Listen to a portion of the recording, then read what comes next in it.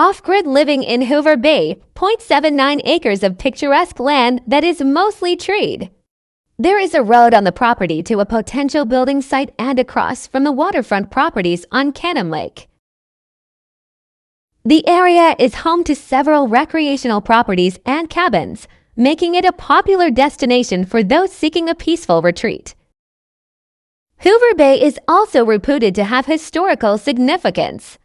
It's rumored that this area once served as a fishing retreat for U.S. President Herbert Hoover between 1929 to 1933.